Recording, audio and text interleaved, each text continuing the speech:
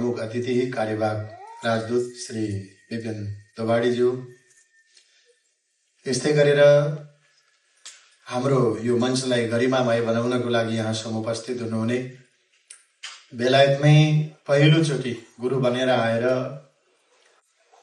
हाम्रो सनातन धर्म संस्कृतिका कर्महरूलाई अगाडि बढाउन उहाँकै माध्यमबाट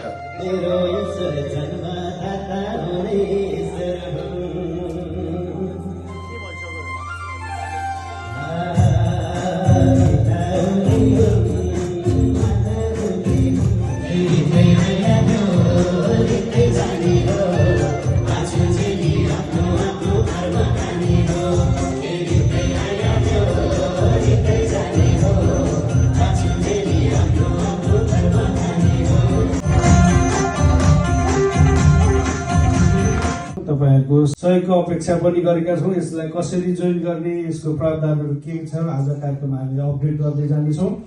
र सुरुमै जो यो संस्थाको संस्थापक सदस्य बन्न चाहन्छ उले आगामी घटस्थापनाको दिनसम्म हामीसँग दर्ता गरिसक्नु पर्ने हुन्छ।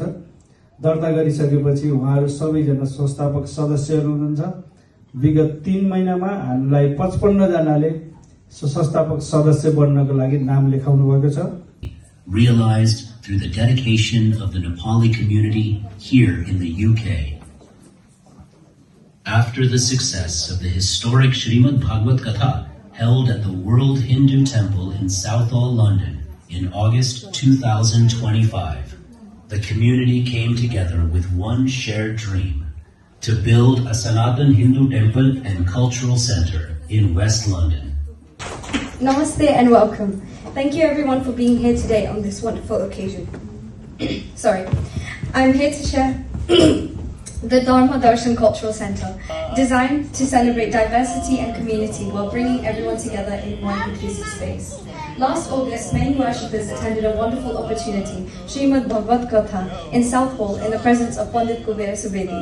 For 7 days, many devotees immersed themselves in the teachings of Sanatana Hindu Dharma and gained a deeper understanding of Hindu traditions and values.